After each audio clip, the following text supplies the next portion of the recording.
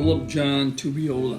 I think it was supposed to be Justin, which is my grandfather's name on my father's side. My mom's name is Josephine Mondo, and my dad's name is Anthony Tubiola. I have a brother, Jimmy, 3 years younger than I am, and a sister, Patty, 7 years younger. After my mother and father were divorced, I split up. We moved to Batavia. We lived in Rochester, but we moved to Batavia to live with my grandmother. And so my uncle and aunt and all of us were in the same house. So it was a big family and normal things, normal stuff. And it was in the early 40s, so my grandma was great. She had a beauty shop from the time I can remember little. And she had a shop in the front of the house. And so a lot of old ladies. And when I was little, I would bring a book and an old lady and sit on their lap and they would read to me. So there were a lot of old ladies who knew who I was because I was Mrs. Mondo's grandson. We lived on the big street and there were kids back and forth every day, friends to this day. If it wasn't school day, when the sun came up, you were out, and when it got dark, you were supposed to be home because it was dinner time. I bought a car that I wasn't supposed to have yet because it was only 15. And I brought it home and my mother said, "You can't have that. You give it back. Go get him, the kid you bought it from, and get your money back." She said, "When your uncle gets home, you got to get rid of it." Well, he came home, came banging out the back door, and he looked at the car. He kicked the tires, walked around the car, and he said, "Where did you get this?" And I said, "Well, it was Billy Tracy, who lives a couple blocks away." And he said, "What did you pay for this?" And I said, $50. And he went, he said, "What?" And I said, $50. He said, "You made a good deal. That's good." And that was it. So then I drove it up and down the driveway for the 6 months until I could take my driver's test for my license. And it was also my passion pit, kind of, when I was little. I mean, when I was young, 15, 16. Yeah. I mean, definitely. Oh, I was great in school. In fact, I probably would have been a lot better, but in about maybe junior year, all the teachers were old. You got to admit, they weren't like young teachers. If you were 15, they were 60. So there was no point where they understood what you were talking about half the time.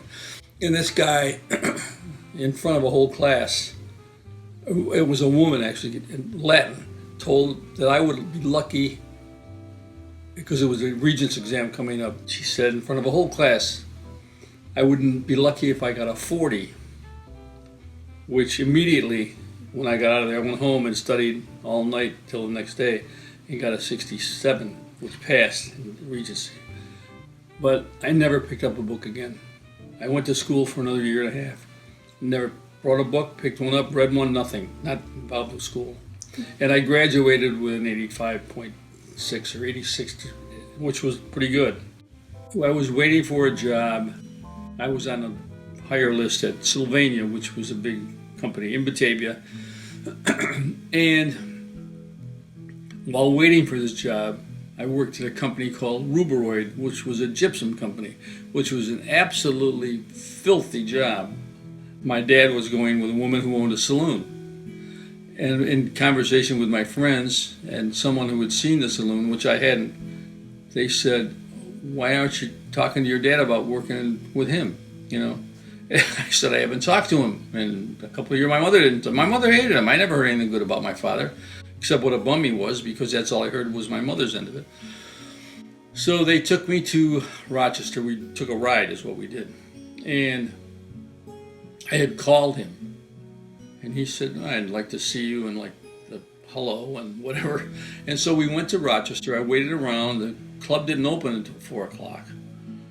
And I went in the club, and the first person I ran into was his second wife. And she knew who I was, immediately, just introductions. And she said, "Your daddy knows you're coming. Be back here at 6 o'clock. Where are you staying?" I said, "I'm staying in Batavia. I drove in today." She said, "Well, go to the hotel here up the street. Call the Richford Hotel." They were all over the East. "And there's a room. You'll have a room." So I went there, and it was an old hotel. And I went to, and they had a room in my name. $7 a week, I think it was something like that, something ridiculous.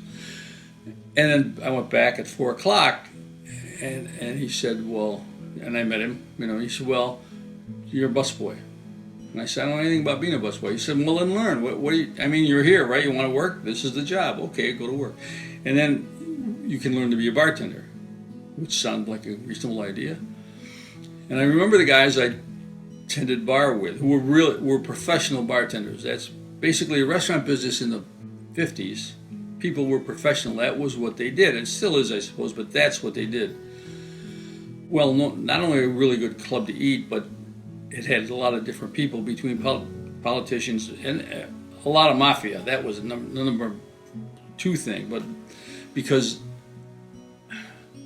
just you met a lot of people. So and making a decent living and stuff.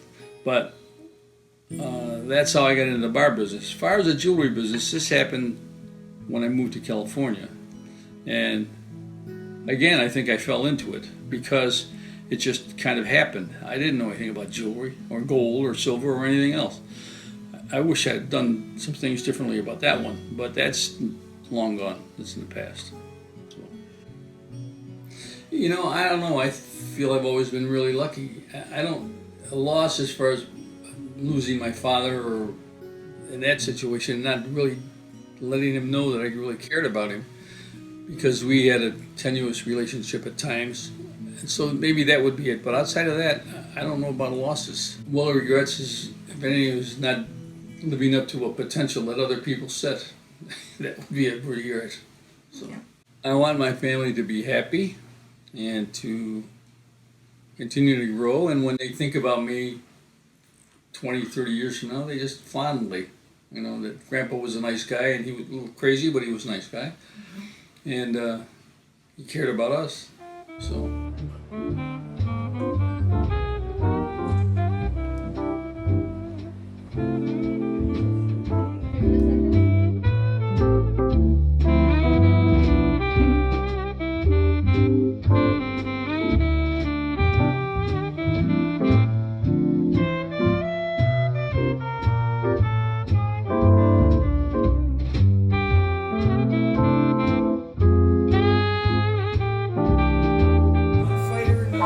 Shoot the guy in the back.